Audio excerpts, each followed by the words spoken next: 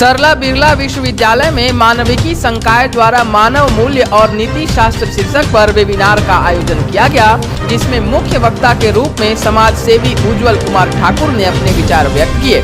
उन्होंने कहा कि आज के दिनों में सभी के जीवन में मानव मूल्यों व नीति शास्त्र का काफी महत्व है। उन्होंने भारतीय दर्शन का मूल वसुधैव कुटुंबकम का उदाहरण देते हुए संस्कृतियों को जीवित रखने, अपने संस्कार, व्यवहार और आचरण को बनाए रखने की सलाह दी। कुलपति प्रोफेसर गोपाल पाठक ने कहा कि हमें अपने दैनिक व्यवहार में ईमानदारी, नैतिकता एवं कर्तव्य निष्ठा के साथ कार्य करना चाहिए। उन्होंने कहा कि एक अच्छे अकादमी निर्माण के लिए इस प्रकार के व्यवहारानुकूल विचारों का आदान प्रदान करने वाला कार्यक्रम होना सराहनीय है। इस दौरान मुख्य कार्यकारी पदाधिकारी डॉक्टर प्रदीप कुमार वर्मा ने कहा कि जीवन में मानव मूल्यों एवं नैतिकता का होना ही हमारा उद्देश्य होना चाहिए। मानवता ही हमें राष्ट्र सेवा के लिए प्रेरित करती है। मौके पर विश्वविद्यालय के कुलसचिव professor Vijay Kumar Singh, doctor Riya Mukherjee, doctor सुचि स्मिता, संजीव श्रीवास्तव, स्वाति लेखा महतो समेत कई छात्र छात्राएं और शिक्षक शिक्षिकाएं उपस्थित रहे। झारखंड मुक्ति मोर्चा ने आज दुमका में अपना 43वां स्थापना दिवस मनाया। गांधी मैदान दुमाक में मुख्य कार्यक्रम का आयोजन किया गया। कार्यक्रम शुरू होने के पहले मुख्यमंत्री हेमंत सोरेन ने विभिन्न महापुरुषों की प्रतिमा पर माल्यार्पण कर उन्हें नमन किया। इस दौरान मुख्यमंत्री ने कहा कि हमें अपने क्रांतिकारियों के बलिदान को कभी नहीं भूलना चाहिए। कार्यक्रम में मुख्यमंत्री ने कहा कि राज्य के स्कूली शिक्षा को बेहतर करने के लिए सरकार लगातार काम कर रही है। राज्य में सरकार की हिंदी मीडियम स्कूल है, अब सरकार इंग्लिश मीडियम स्कूल खोलेगी, जिसमें छात्रों को निजी स्कूलों से भी बढ़िया व्यवस्था देते हुए उन्हें शिक्षा दी जाएगी। वहीं समारोह को संबोधित करते हुए मुख्यमंत्री ने लोगों को सरकारी योजनाओं का लाभ लेने की अपील की। आज स्कूलों को भी बेहतर करने के लिए हमारा राज्य सरकार का जो हिंदी मीडियम स्कूल है, अब राज्य सरकार इंग्लिश मीडियम भी खोलेगी और प्राइवेट स्कूल से बढ़िया स्कूल खोलेगी और बढ़िया व्यवस्था देते हुए हम अपने बच्चों को अंग्रेजी शिक्षा देने का भी काम करेंगे। अभी बहुत मेहनत करने की आवश्यकता है, सिर्फ हमको नहीं, आप सब लोगों को भी मेहनत करने की आवश्यकता है।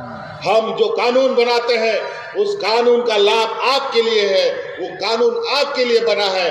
उस कानून को लाभ लेने के लिए आपको कलेक्टर ऑफिस, जिला ऑफिस आपको जा करके योजनाओं का लाभ आप लोग अवश्य। मौके पर झामुमो सुप्रीमो शिबू सोरेन ने कहा कि पार्टी आज अपना 43वां स्थापना दिवस मना रही है। उन्होंने कहा कि राज्य खनिज संपदा से परिपूर्ण है, इसे ध्यान में रखते हुए राज्य को विकास की ओर काम करने की जरूरत है। हम लोग अब झारखंड में जब संपदा परिपूर्ण है, हमारे पास विकास का काम काहे नहीं हो रहा है। इसलिए विकास के काम के लिए रास्ता ढूंढना पड़ेगा। अब सरकारी अधिकारियों को पूछना पड़ेगा, अब बैठे रहने से काम नहीं चलेगा। आपके यहाँ कोयला भरा हुआ है, आपके यहाँ लोहा भरा हुआ है, आपके यहाँ लकड़ी जंगल भरा हुआ है, तरह तरह का खनिज भरा हुआ है, आप हम कुछ नहीं कर रहे हैं।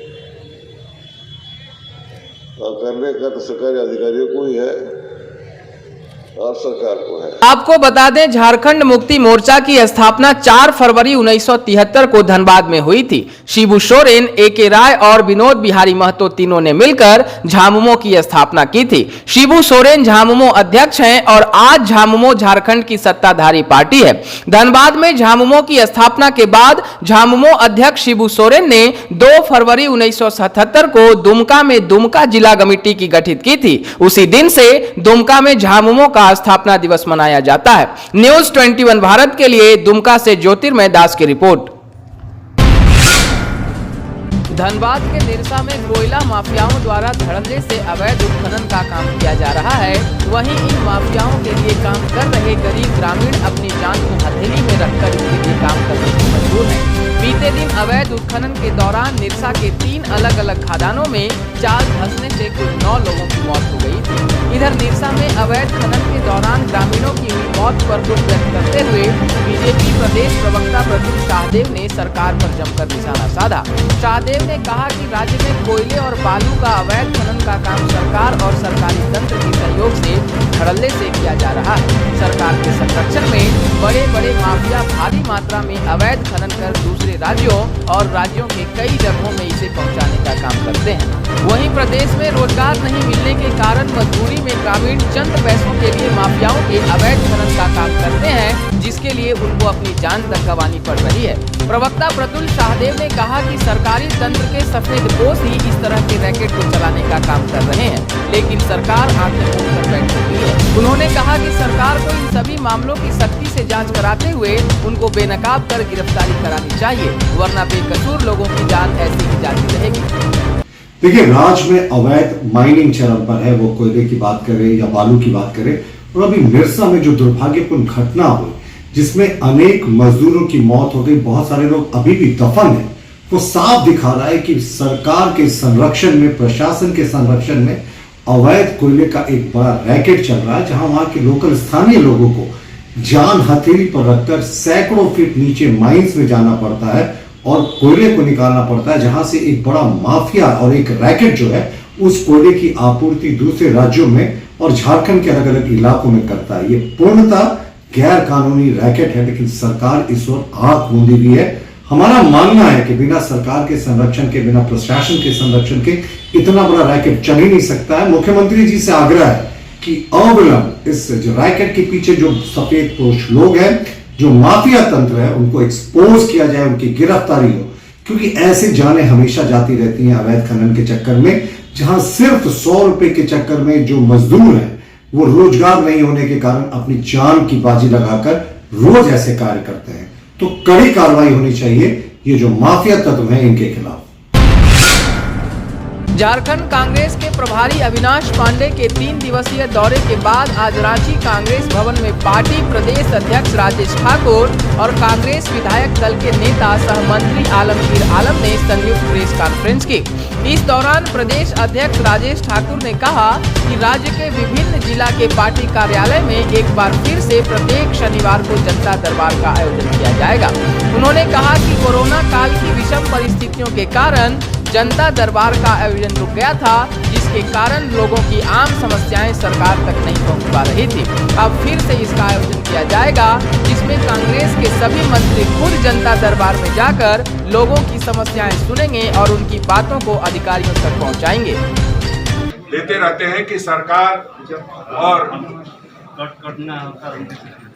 बाकी लोगों के बीच संवादहीनता है, सरकार और संगठन के बीच समन्वय नहीं है। तो इन सारी बातों को खारिज करते हुए हम लोग ये समझते हैं कि कोरोना के काल में जो विषम परिस्थितियां थी, उसमें जो कांग्रेस मुख्यालय में जनता दरबार लगाया जाता था वो रुक सी गई थी। अब फिर से एक बार प्रभारी हमारे आदरणीय अविनाश पांडे जी, हमारे सह प्रभारी आदरणीय उमंग सिंघार जी के निर्देशानुसार हम लोग ने तय किया है कि हर शनिवार को कांग्रेस मुख्यालय में जन सुनवाई होगी। जनता की समस्याओं से बारी बारी से एक एक मंत्री रूबरू होंगे और अधिकारियों तक उनकी बात को पहुंचाया जाएगा। वहीं राज्य में पंचायत चुनाव के सवाल पर ग्रामीण विकास मंत्री ने कहा कि जल्द पंचायत चुनाव कराया जाएगा। राज्य में मेरी ओर से सारी तैयारियां हो गई हैं, चुनाव आयोग को फैसला लेना है। न्यूज़ 21 भारत के लिए रांची से नवनीत पांडे की रिपोर्ट। रांची प्रोजेक्ट भवन में पासवा के प्रदेश अध्यक्ष आलोक कुमार दुबे और प्रदेश उपाध्यक्ष लाल किशोर नाथ शाहदेव ने आज मुख्य सचिव सुखदेव सिंह से मुलाकात की। इस दौरान उन्होंने 17 जिलों में पहली कक्षा और अन्य जिलों में 9वीं कक्षा से ऊपर स्कूल खोलने के प्रति आभार जताया। इस दौरान मुख्य सचिव सुखदेव सिंह ने कहा कि बच्चों के भविष्य को ध्यान में रखते हुए स्कूल संचालकों के आग्रह पर स्कूल खोलने का निर्णय लिया गया है, लेकिन सभी स्कूल संचालकों से आग्रह है कि वे कोरोना प्रोटोकॉल और गाइडलाइन का पूरी तरह से पालन करें, क्योंकि अभी कोरोना संक्रमण का खतरा पूरी तरह से समाप्त नहीं हुआ है। वहीं मुख्य सचिव सुखदेव सिंह से मुलाकात के बाद पासवा के प्रदेश अध्यक्ष आलोक कुमार दुबे ने कहा कि झारखंड में करीब 47,000 प्राइवेट स्कूल संचालित हैं और इन स्कूलों में लाखों बच्चे पढ़ाई कर रहे हैं। उन्होंने बताया कि पासवा की ओर से सभी निजी स्कूलों के लिए आवश्यक गाइडलाइन जारी किया जाएगा। उपाध्यक्ष लाल किशोरनाथ शाहदेव ने कहा कि 17 जिलों में पहली क्लास से स्कूल खोलने का निर्णय स्वागत योग्य है, लेकिन अन्य 7 जिलों में भी क्लास 1 से स्कूल खोलने का आग्रह किया गया, जिस पर मुख्य सचिव की ओर से भरोसा दिलाया गया है कि अगले 10 से 12 दिनों में कोरोना संक्रमण की स्थिति की समीक्षा के बाद सरकार आवश्यक कदम उठाएगी। मौके पर पासवा प्रदेश उपाध्यक्ष अरविंद कुमार, विनीता पाठक नायक समेत कई अन्य लोग मौजूद रहे। पासवा का एक उच्च स्तरीय प्रतिनिधिमंडल आदरणीय लाल किशोरनाथ शाहदेव जी, अरविंद कुमार जी, विनीता पाठक जी, कैलाश कुमार जी और अन्य साथियों के साथ माननीय मुख्य सचिव जी से आज हमने मुलाकात की प्रोजेक्ट बिल्डिंग में। 22 महीने से बंद पड़े स्कूलों को खोलने के निर्णय का हम स्वागत करने के लिए आए थे। 17 जिलों में 1 से लेकर ऊपर तक की सभी कक्षाएं खोल दी गई। माननीय मुख्य सचिव जी को धन्यवाद के साथ साथ हमने यह भी आग्रह किया है कि जो 7 जिले हैं उन जिलों में भी 1 से 9 तक की जो कक्षाएं हैं वो भी खोले जाए। माननीय मुख्य सचिव जी ने कहा है कि 10-12 दिनों के अंदर हम कोरोना संक्रमण के प्रभाव की समीक्षा करने के बाद इस पर भी फैसला करेंगे। हम कल फिर माननीय मुख्यमंत्री जी से और शिक्षा मंत्री जी से भी मिलेंगे, उनको धन्यवाद देंगे और आग्रह करेंगे। मेरा ये मानना है कि सरकार का यह निर्णय काफी महत्वपूर्ण है। मुख्य सचिव जी ने यह भी निर्देश दिया है कि स्कूलों में बच्चों का ध्यान रखते हुए कक्षाएं चलाएं ताकि किसी प्रकार की परेशानी नहीं। अब हमारी ये जिम्मेदारी है राज्य में संचालित 47,000 विद्यालयों में आने वाले बच्चों के स्वास्थ्य की समुचित व्यवस्था करना हमारी जिम्मेदारी। हम सारे गाइडलाइन निजी विद्यालयों को जारी करेंगे कि बच्चों को सुरक्षित क्लास करें और वापस घरों में।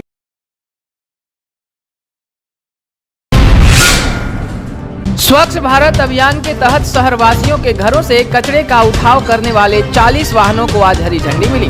राजधानी के मोराबादी मैदान में आज रांची महापौर संजीव विजयवर्गीय और नगर आयुक्त मुकेश कुमार ने हरी झंडी दिखाकर वाहनों को रवाना किया।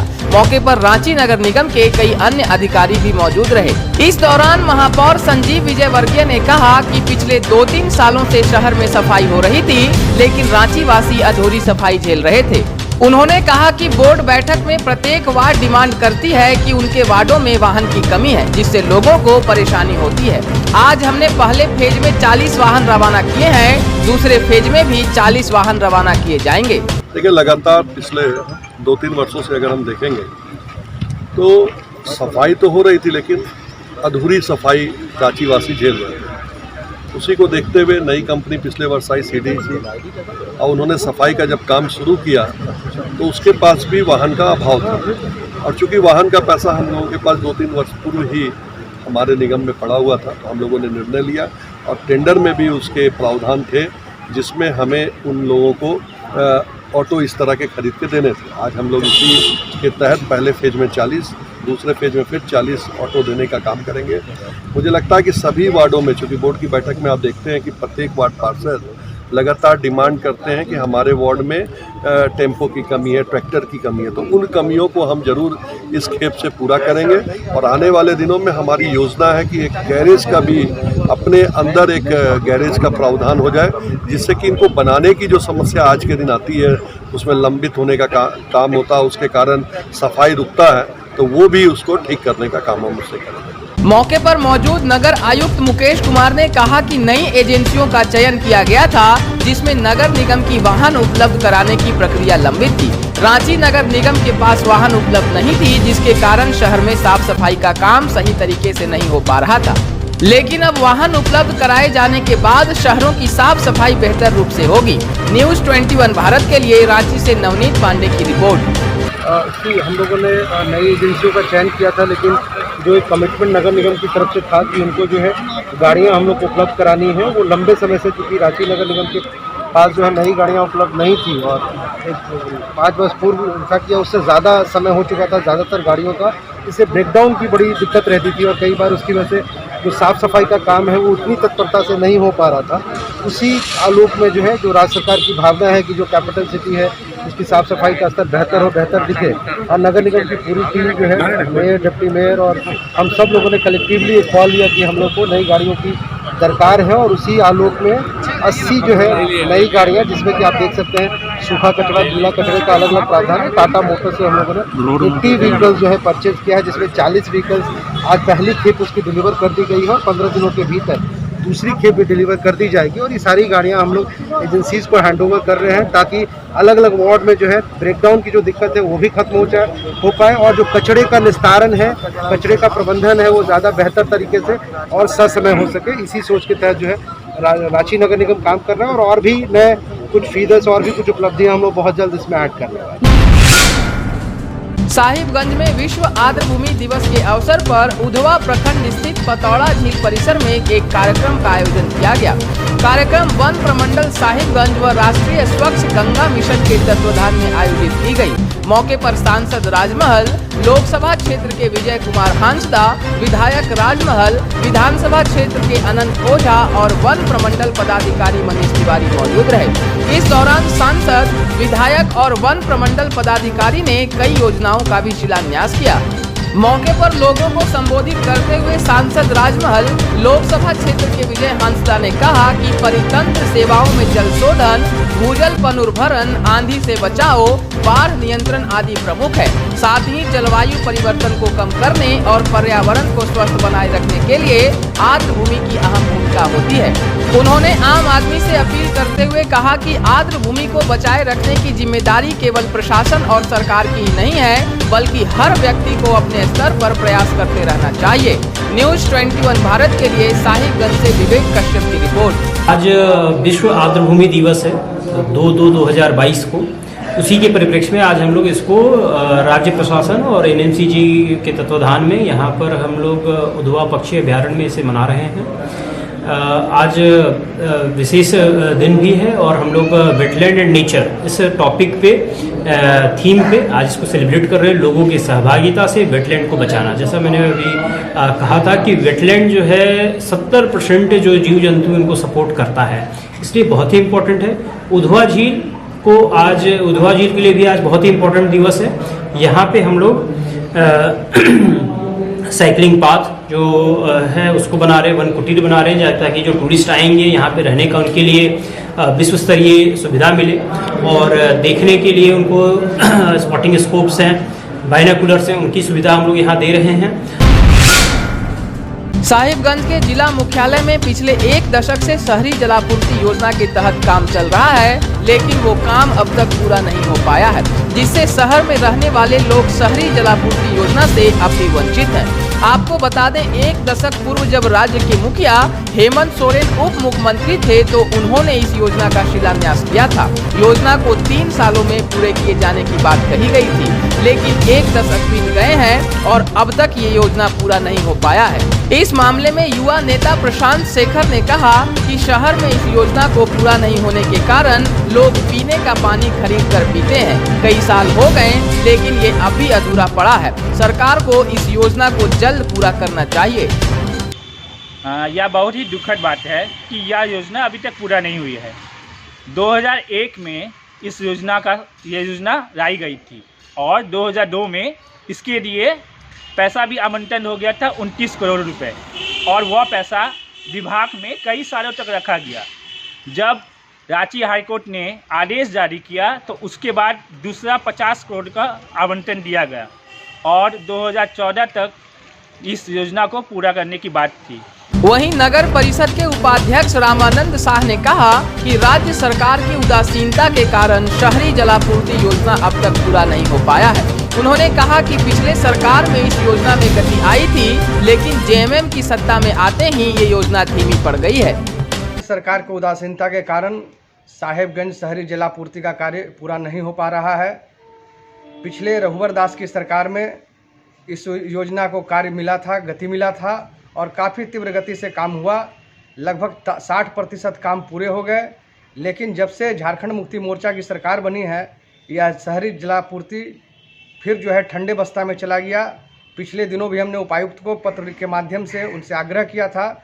उपायुक्त महोदय ने मुझे साफ कहा था कि मार्च तक काम पूरा कर लिया जाएगा। इधर कार्यपालक अभियंता पेयजल एवं स्वच्छता पदाधिकारी गोविंद कश्यप ने कहा कि इस योजना का काम 10 साल पहले शुरू हुआ था। वहीं काम कर रहे ठेकेदार के काम छोड़ने के कारण योजना का काम रुक गया था। उन्होंने कहा कि इस योजना में अब तक 75% काम हो चुका है। मार्च तक योजना का काम पूरा हो जाएगा। ये काम 10 साल पहले चालू हुआ था, तो उस समय जो ठेकेदार कर रहा था वो काम पूरा नहीं कर पाया, आधा अधूरा करके फिर उसको ब्लैक लिस्ट किया गया। उसका फिर रिवाइज एस्टिमेट बनाया गया जो 56 करोड़ के करीब आया था। फिर उसको फिर दूसरे एजेंसी को दिया गया, परमार कंस्ट्रक्शन सप्लायर वाराणसी को, वो उसका 21 करोड़ का 22 करोड़ का 75% काम हो चुका है। बस हमारा इंटेक वेल जो बार्ज है वो भी हमारा प्रोक्योरमेंट उसको करके लाना है, वो कोलकाता में बन गया है। और उसके बाद यहाँ फिटिंग का काम करके वो हमारा इंटेक वेल में हमको पानी दे देना है। तो कॉन्ट्रैक्टर के द्वारा बोला जा रहा है कि मार्च अंत तक उसको हम WTP में पानी छोड़ देंगे। उसके बाद फिर आगे का काम हाउस कनेक्शन ये सब कराया जाएगा। न्यूज़ 21 भारत के लिए साहिबगंज से मनीषा रॉय की रिपोर्ट। रांची में तुपुदाना पुलिस और एनसीबी ने संयुक्त कार्रवाई करते हुए भारी मात्रा में गांजा बरामद किया। जानकारी के मुताबिक पुलिस ने 3 क्विंटल गांजा बरामद किया, जिसकी बाजार की कीमत करीब 60 लाख रुपए बताई जा रही है। एनसीबी को सूचना मिली थी कि उड़ीसा से लौ अयस्क लदे ट्रेलर में भारी मात्रा में गांजा अवैध रूप से बिहार ले जाया जा रहा है। इस पर एनसीबी की 2 टीमें सिमडेगा से झारखंड उड़ीसा सीमा पर लगातार निगरानी कर रही थी, लेकिन तस्कर शातिर अंदाज में स्कॉर्पियो से स्कॉर्ट करके अवैध गांजा लदे ट्रेलर को लाइन होटलों में रोक कर एनसीबी को चकमा देते हुए कोलेबिरा तक पहुंचे। एनसीबी की टीम गाड़ी को पीछा करते हुए ट्रेलर तक कोलेबिरा पहुंची। इस दौरान स्कॉट कर रहे स्कॉर्पियो सवार गांजा तस्कर वहां से भाग निकले। इधर रांची खूंटी सीमा पर सघन वाहन अभियान के दौरान टीम ने स्कॉर्पियो रोकी, जिसके बाद तुपुदाना पुलिस और एनसीबी ने भारी मात्रा में गांजा बरामद किया और 3 तस्करों को गिरफ्तार किया। बोकारो के बेरमो में आग में जलने से एक बुजुर्ग व्यक्ति की मौत हो गई। घटना बेरमो थाना की बताई जा रही है। जानकारी के मुताबिक ढोरी स्टॉप क्वार्टर में रहने वाले परशुराम नामक व्यक्ति ने ठंड से बचने के लिए अंगीठी जलाई थी, जिससे घर में आग लग गई। इसमें बुजुर्ग की जिंदा जलकर मौत हो गई। वहीं घटना की जानकारी मिलने के बाद मौके पर पहुंची पुलिस ने शव के अवशेष को अपने कब्जे में लिया और जांच के लिए भेज दिया है। बताया जा रहा है कि बुजुर्ग व्यक्ति घर में अकेले सो रहे थे, इसी दौरान ये हादसा हुआ। न्यूज़ 21 भारत के लिए बेरमो से प्रकाश की रिपोर्ट। स्टाफ क्वार्टर डिस्पेंसरी के पीछे से सूचना मिला कि एक आदमी बोसी मतलब करीबन 62 ईयर्स का बूढ़ा आदमी थे, मतलब बीमार रहते थे और बोसी लेके वो सोए हुए थे आग दिलका के बगल में। रात में करीबन 12-1 बजे के आसपास उनका जो है खाट या अगल बगल जितना भी रखा हुआ सामान में आग पकड़ लिया। उसी कारण से उनका जो है डेथ हो गया और शरीर जो है पूरा जल गया। खबरों की नई अपडेट पाने के लिए आप देखते रहे न्यूज़ 21 भारत। अगर आपके पास भी कोई खबर हो जो आप हम तक पहुंचाना चाहते हैं तो 7295081412 नंबर पर भेज सकते हैं। नमस्कार।